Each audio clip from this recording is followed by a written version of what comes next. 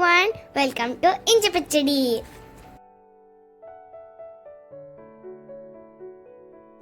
Hi, എല്ലാവരും happy ആയിരിക്കുന്നോ? ഞാൻ ഇന്നൊരു സിമ്പിൾ റെസിപ്പി ആയിട്ടാണ് വന്നിരിക്കുന്നത്. അതായത് പഴുത്ത മാങ്ങ വെച്ചിട്ട് നമുക്കൊരു ഐറ്റം. വളരെ കുറച്ച് സാധനങ്ങളേ വേണ്ടൂ. എന്തൊക്കെയാണ് നോക്കാത്. മാങ്ങ, പഴുത്ത മാങ്ങ, നല്ല പോലെ പഴുത്ത മാങ്ങിയാൽ അത്രയും നല്ലത്. പിന്നെ 2 ടേബിൾ സ്പൂൺ തേങ്ങയും 1/4 ടീസ്പൂൺ കടുകും കൂടി ചതച്ചത്, വെള്ളമൊന്നും ചേർക്കാതെ ഒന്ന് ചതച്ചെടുത്തത്. പിന്നെ മുളക് പൊടി 1 ടീസ്പൂൺ മുളക് പൊടി, ഉണക്കമുളക് ചതച്ചത്, കൂട്ടത്തിൽ കടുക് ചതച്ചതും കൂടി, ആവശ്യത്തിന് ഉപ്പ്. അപ്പോൾ ഒരു ബൗൾ എടുക്കുക. അതിൽ നമ്മൾ ആദ്യം ഇടുന്നത് തേങ്ങ ചതച്ചതും കടുകും കൂടിയാണ്. അതിന് ശേഷം മുളക് പൊടി ചേർക്കുക.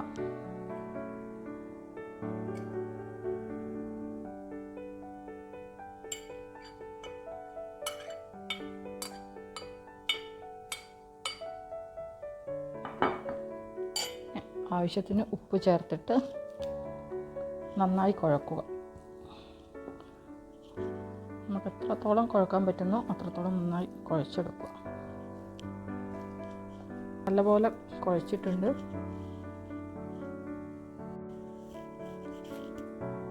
തേങ്ങയും മുളകെല്ലാം കൂടി നന്നായി മിക്സ് ആയിട്ടുണ്ട്. ഇപ്പോൾ അതിലേക്ക് നമ്മൾ നേരത്തെ കട്ട് ചെയ്ത് വെച്ചിരിക്കുന്ന മാങ്ങ ചേർത്ത് കൊടുക്കുക.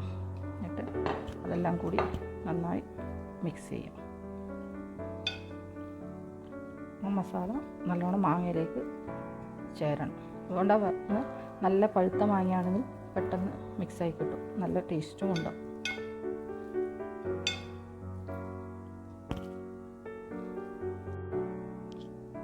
നമ്മുടെ മാങ്ങയും മസാലയൊക്കെ നന്നായി മിക്സ് ആയിട്ടുണ്ട്. ഇനി അതിന് ശേഷം കുറച്ച് നമ്മൾ ഉണക്കമുളക് ചതച്ചതും കടുക് ചതച്ചതും കൂടി ഇതിലിട്ട് കൊടുക്കുക. ഉപ്പൊക്കെ നോക്കണേ, ആവശ്യത്തിന് ഉപ്പും എരിവൊക്കെ ഇല്ലേ. ഞാനിവിടെ നോക്കി എല്ലാം പാകത്തിനുണ്ട്.